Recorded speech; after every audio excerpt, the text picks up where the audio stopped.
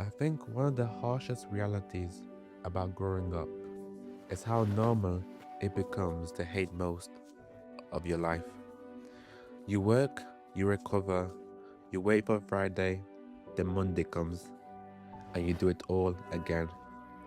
Somewhere along the way, you start telling yourself, life will get better 金。later, but later keeps moving.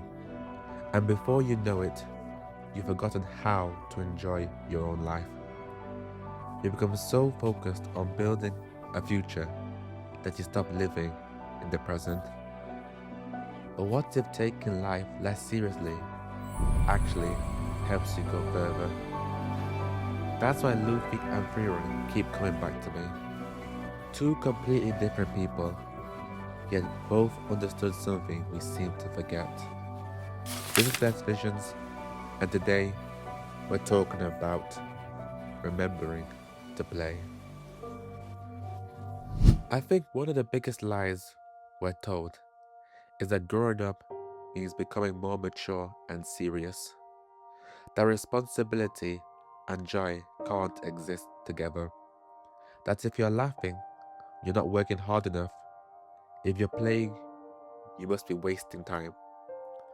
So slowly, we trade curiosity for productivity, wonder for realism, joy for efficiency, and we call it maturity. But I don't think that's maturity at all. I think we've confused being childlike with being childish. Being childish avoids responsibility, but being childlike approaches life with curiosity, optimism, and wonder.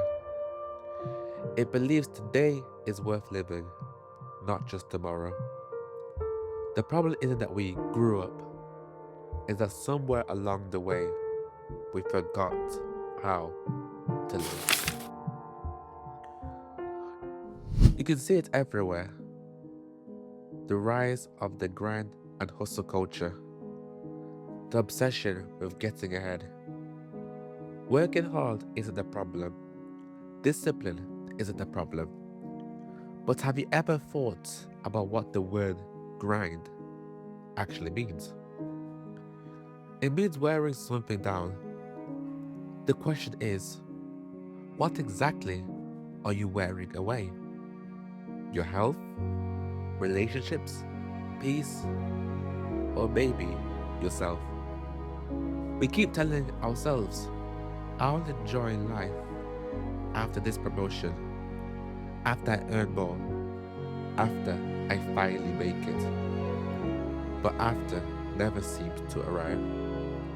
Time keeps moving, and if joy only comes after success, what happens to all the time in between?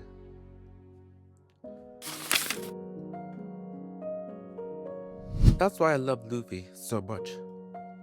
No one had a bigger dream than him. He wanted to be king of the pirates. Yet somehow, he never rushed the journey despite the fierce competition. He laughed, explored, helped strangers, celebrated, and played. And what's funny is, those detours never held him back. In fact, they became the reason he got ahead. Every island expanded his world. Every friendship created another opportunity, another bond. And every adventure taught him something new. Luffy understood something hustle culture forgets. The journey isn't getting in the way of your dream. The journey is where your dream is built.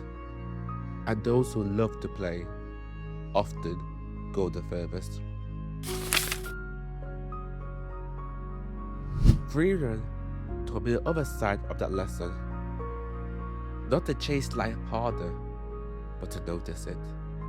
She spent years believing the small moments didn't matter, until they became the very moments she wished she could experience again. A conversation, watching the sunrise, collecting flowers, walking beside people she loved. Life rarely tells you you'll miss this one day. It only becomes obvious afterwards. And maybe that's why we overlook so much of our own lives. We're too busy looking ahead to notice what's quietly becoming a memory. I realized I'd started doing exactly the same thing. For years, I lived for the weekend. Monday to Friday, I was simply waiting. Then one day I did the maths. If I spent 5 days waiting for 2, I was wishing away 5/7 of my life. That's a massive majority. And that thought genuinely changed me. So I stopped waiting for the weekend to enjoy myself. I started salsa. Not because I needed another achievement, but because I needed something that reminded me I was alive on the weekdays. It was something to laugh about, something to look forward to, something that wasn't work. And slowly, my week stopped feeling like something to survive, but something to actually enjoy. That's when everything finally clicked. Play isn't the opposite of discipline. In fact, it protects it. Because discipline without joy becomes burnout. Ambition without presence becomes emptiness.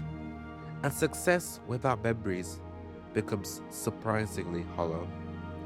The people who love to play don't get further because they're lucky. They get further because the journey keeps giving something back. Curiosity keeps them learning. Joy keeps them consistent.